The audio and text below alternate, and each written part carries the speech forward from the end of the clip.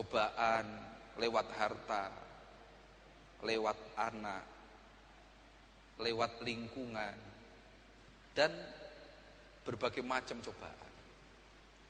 Ini ujian dari Allah. Allah ingin menguji sampai di mana keimanan seseorang, kualitas seseorang itu.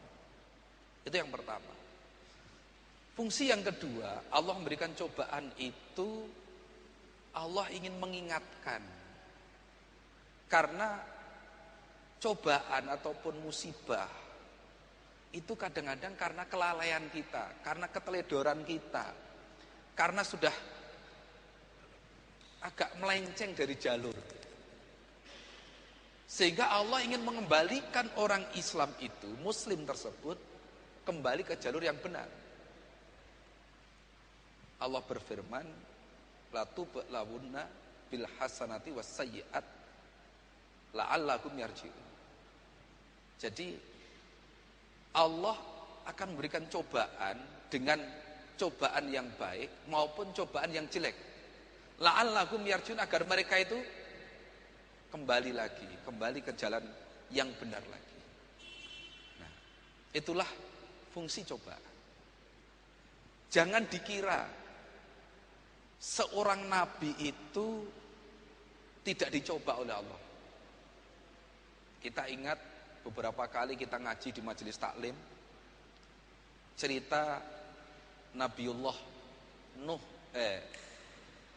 Ayub alaihissalam. Nabiullah Ayub alaihissalam. Beliau seorang nabi, disayang oleh Allah. Keimanannya tidak diragukan lagi oleh Allah. Itu pun oleh Allah diberi cobaan. Tadinya kaya, anaknya salah satu riwayat itu disebutkan anaknya itu 14. Laki-laki 7, perempuan 7. Kaya raya, sehat. Istrinya juga setia. Nah, Allah memberikan cobaan. Lewat suatu saat rumahnya terbakar, kemudian anaknya 14 itu mati semua. Kita ini diberi cobaan anak satu mati saja, apalagi kaum ibu, anaknya mati gitu saja, satu padahal. Ini sudah susahnya bukan main. Begitu kan Bu ya? Susahnya bukan main. Nabi Ayub ini anaknya 14 mati semua. Kemudian tidak hanya itu, Nabi Ayub juga dicoba. Hartanya habis terbakar, ludes. Nabi Ayub tetap beribadah. Dicoba lagi oleh Allah. Diberi sakit. Sakit kulit. Boroan. Nah, kalau orang Jawa bilang, Jawa Tengah bilang korengen. Korengen. Tadinya kecil di kakinya. Salah satu riwayat menyebutkan begitu, di kakinya boroan kecil. Lama-lama merambat seluruh tubuh. Bernanah, berdarah. Istrinya pertama-tama setia. Ngeramut suaminya, setia.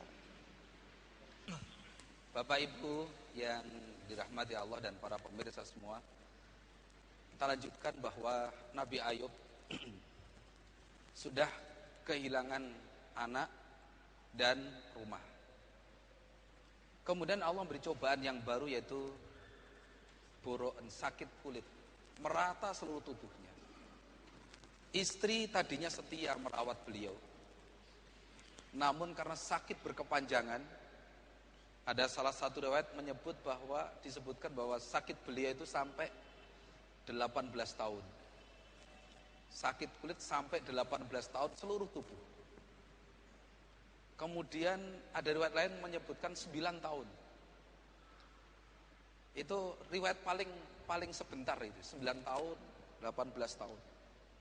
Bagi kita luar biasa. Namun beliau, Nabi Ayub alaihissalam, tabah menghadapinya. Selalu ibadah kepada Allah, tidak menyalahkan Allah, tanpa ada komentar yang sifatnya mengeluh kepada Allah tidak ada. Namun akhirnya Nabi Ayub berdoa, ya Allah, hilangkanlah cobaan dari kami. Akhirnya Allah memerintahkan Nabi Ayub untuk memukulkan kakinya ke tanah. Satu kali dipukul keluar air untuk minum, pukul lagi keluar air untuk mandi. Lambat laun lukanya hilang. Lukanya hilang. Kemudian istri yang tadinya ngerawat itu saking lamanya itu pergi tanpa pesan. Saking gak kuatnya ngerawat Nabi Ayub. Setelah Nabi Ayub sembuh, istrinya kembali lagi. Kemudian anak yang sudah mati 14 itu disebutkan oleh salah satu riwayat, itu ada dua macam riwayat. Sebagian menyebutkan bahwa anak yang sudah mati itu dibangkitkan lagi, dihidupkan lagi, kemudian ditambah 14 lagi. Nah, 14 dihidupkan, kemudian ditambah 14 lagi, jadi 28. Nah, ini membuktikan bahwa tidak ada hamba Allah yang lepas dari cobaan. Tidak ada yang lepas dari cobaan. Allah sudah berfirman, la tublawunna fi amwalikum wa anfusikum wa la tasma'unna minal ladzina utul kitaba min qablikum wal ladzina asyraku adzan katsira. Niscaya kalian akan dicoba sungguh, baik di dalam harta kamu, di dalam diri kamu, oleh Allah akan dicoba. Harta kadang-kadang cari rezeki sulit. Kalau pegawai negeri mungkin ya walaupun nggak masuk, mungkin tetap dapat bayaran, Pak Amin ya. Tapi bagi yang mungkin pedagang, kadang musim dingin, yang pedagang es rezekinya turun. Yang waktu dingin bakso, ya ketika hujan deras ya turun juga. Itulah cobaan. Nah, tidak ada yang selamat. Wala tasma'unna minal ladzina utul kitaba min qablikum wal ladzina asyraku adzan katsira. Dan kamu akan mendengar suara-suara yang menyakitkan dari orang-orang ahli kitab sebelum kamu dan orang-orang musyrik. Kata-kata yang menyakitkan. Ini semua menunjukkan bahwa Allah itu pasti memberi cobaan. Dan cobaan antara satu dengan yang lain berbeda. Walaupun itu saudara sekandung, jenis cobaannya juga beda-beda. Saya dengan Pak Amin, cobaannya beda mungkin. Cobaannya beda. Saya dengan bapak-bapak, dengan ibu-ibu juga berbeda. Tapi semuanya pasti mengalami cobaan. Pasti mengalami cobaan. Nah, itu sebagai ujian bagi kita. Allah ingin melihat atau Allah ingin mengembalikan kita ke dalam rel yang benar lagi. Kalau kita ini sudah keluar dari rel, mungkin yang sudah mapan, rezekinya banyak, maisyahnya sudah lancar. Tahu-tahu namanya uang banyak itu kadang-kadang pikirannya macam-macam. Nah, tadinya istrinya yang masih jadi orang yang paling dicintai. Begitu punya uang banyak, melihat perempuan lain itu, nah kadang-kadang sudah mulai ini, pemikiran nyimpang sudah mulai. Nah, suatu saat Allah memberi cobaan, mungkin dalam perjalanan kena musibah, mendapat aral, mendapat rintangan, gangguan. Ini tujuannya untuk mengembalikan supaya kita ini tetap dalam rel yang benar. Atau di perusahaan atau di instansi pemerintah, memegang bagian keuangan. Nah, pikiran macam-macam, ingin korupsi, memarkup ya harga dan sebagainya. Allah memberi cobaan kadang-kadang supaya apa? Supaya tidak keterusan, supaya kembali ke jalan yang benar lagi. Inilah jadi fungsi cobaan itu. Satu, Allah ingin mengetahui bagaimana kualitas keimanan kita. Nomor dua, kalau memang kita sudah nyimpang, Allah ingin mengembalikan lagi kita supaya jalan yang benar, kembali ke arah yang benar. Tergantung keadaan kita bagaimana. Dicoba ini kita menanggapi bagaimana.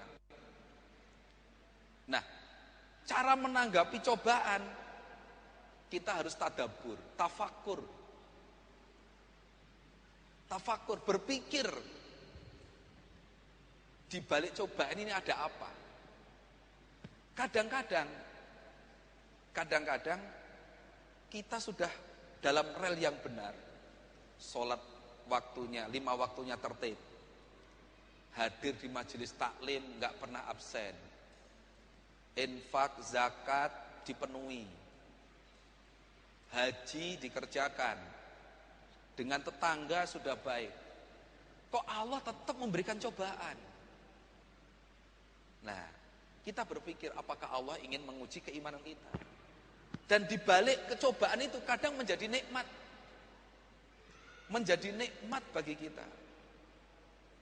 Ada cerita nyata di Tenggarong, Kalimantan Timur, Kutai Kartanegara. Itu kan jembatannya kan roboh itu, Pak Amin ya. Nah, ada saudara kita, orang Muslim sana, itu dari Tenggarong mau ke Samarinda, 100 meter menjelang nyebrang, tahu-tahu itu ban motornya itu bocor. Dia asalnya itu ngeluh, innalillahi, kok ya ada cobaan, wong tinggal 100 meter itu sudah nyebrang jembatan apa itu namanya itu ya, jembatan Tenggarong itu. Nah, begitu sepedanya dimasukkan bengkel atau ditambalkan bannya itu, tidak lama kemudian jembatannya roboh. Habis itu yang tadinya istirja itu terus alhamdulillah. Jadi suatu saat kadang-kadang cobaan itu, dibalik cobaan itu ada nikmat. Allah akan memberi nikmat. Maka jangan sampai tergesa-gesa suudzon kalau mendapat cobaan. Kalau diberi cobaan oleh Allah, pasang hati husnudzon dulu. Berprasangka yang baik dulu kepada Allah. Jangan terburu-buru menyalahkan sana, menyalahkan sini. Suudzon, jangan. Husnudzon dulu. Di balik ini insya Allah ada hikmahnya ini. Kenapa Allah memberi musibah ini? Banyak itu terjadi. Di balik musibah ternyata ada kenikmatan, ada hikmah yang diberikan Allah pada kita. Nah, untuk itu secara yang bagus kalau kita menghadapi cobaan, pertama sabar, yang kedua husnudzon billah, nomor 3 tafakur, berpikir, mendekatkan diri kepada Allah. Nah, kalau nanti kita sudah sabar, husnudzon billah, tafakur, berpikir, mungkin ini kelalaian saya, mungkin saya sudah tidak dalam rel yang benar sehingga Allah memberi cobaan supaya saya kembali ke jalan yang benar. Kita menghadapi musibah itu tidak ada keluh resah, tidak ada namanya menyalahkan orang lain, tidak ada. Diterima dengan hati ridho, dan bersyukur. Insya Allah demikian Pak Amin.